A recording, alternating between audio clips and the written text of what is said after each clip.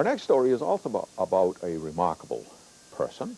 A few weeks ago, producer Andrea Melville had a chance to spend some time with what can only be described as a genuine New Hampshire Yankee. His name is Leon Sharp.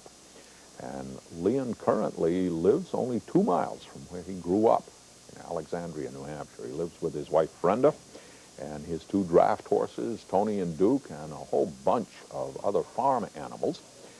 And I think you will agree that Leon Sharp lives a remarkable life.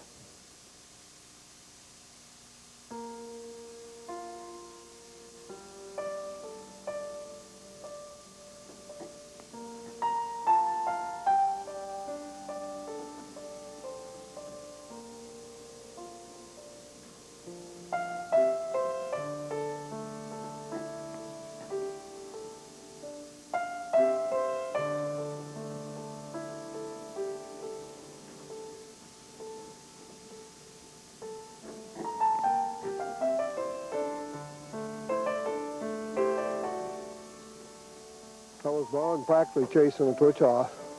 I lived in a camp. We lived in a camp in the woods until I was in the 2nd grade of school, and raised right with them, you know. And when I got big enough to pick up that whipple tree, I was chasing a horse around, you know.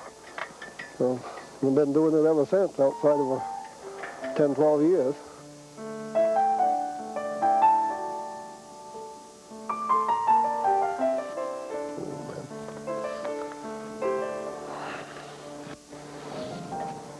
Just like family. You live with them, you get up in the morning, the first thing you do is go out. The very first thing you do is go out and check them, make sure they didn't get bought inside up during the night. And the last thing you do when you go to bed at night is go check them. And you have to feed them, and you have to, if you work them hard all day, if you take 100 pounds a piece off them, you got to put it back on them that night. You know, whatever you take out of them, and all they get is, out of life is what you give them.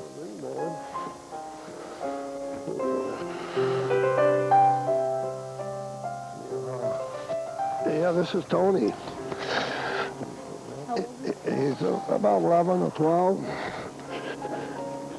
He's just like my right hand. He's about as clever as my right hand. How long have you had him? Oh, I've had this horse about 7 years. Yeah, the other little horse I haven't had only 6 or 8 months. I just got him for a fill-in, you know, until I get a mate to Tony. I'm going to buy a mate to Tony right off.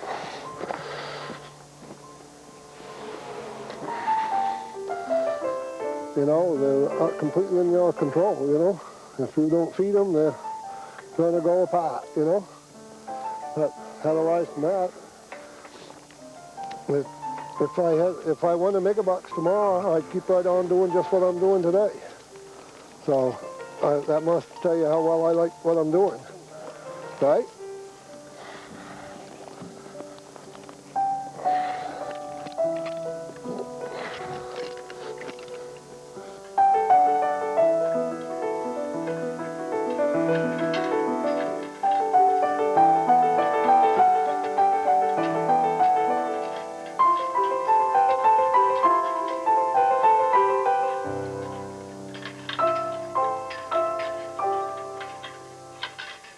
It takes just as long for you to get used to the horse as it does the horse to get used to you. It's nice to have a real good broke horse to put a new horse with, you know.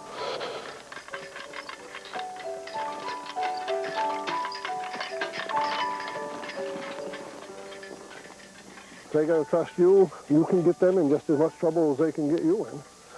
That's for sure, you know. Yeah. And it's real good, you know. Yeah. They don't talk back.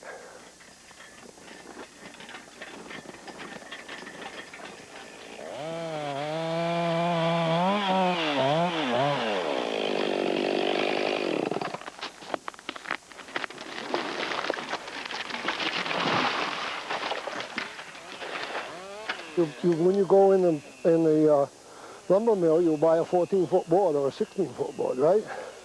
You don't buy 13s and 15s and 17s. So I cut them 16 foot and 4 inches, and then they can trim them square when they in the finishing mill. Do.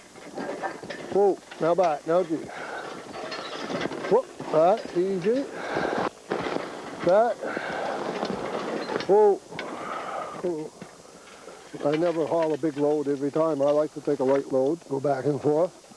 And then if you do have come to a big log, you got your power. So you didn't use it all up hauling too many small ones, you know? That's my theory.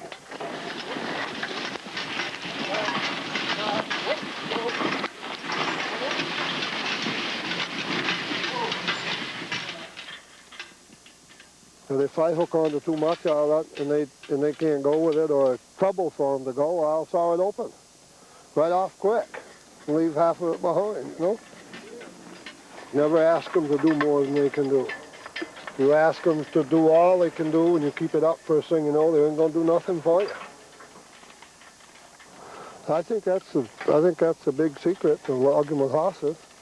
Another big secret to logging with horses is don't have a big mortgage and don't have a lot of payments.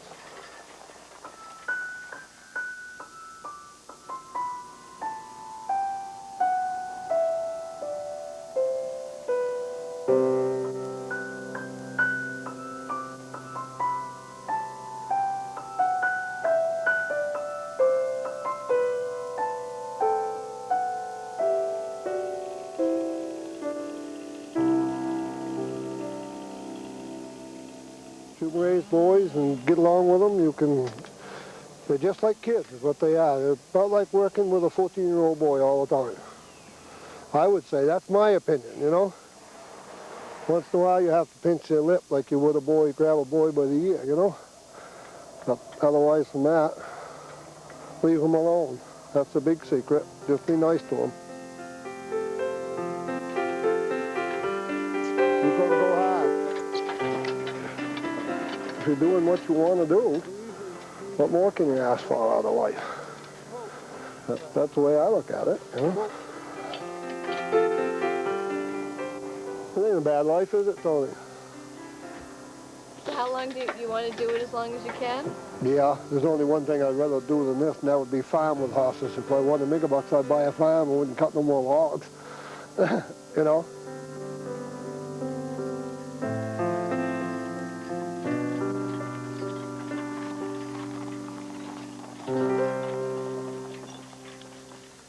Leon had a tough time logging this winter because of all the snow that we have, but he tells us that there is plenty of timber for everybody, just so long as it's logged properly. He says you have to pull up a few carrots, otherwise they'll all die. You got to thin them out, he says, and he's sure of it.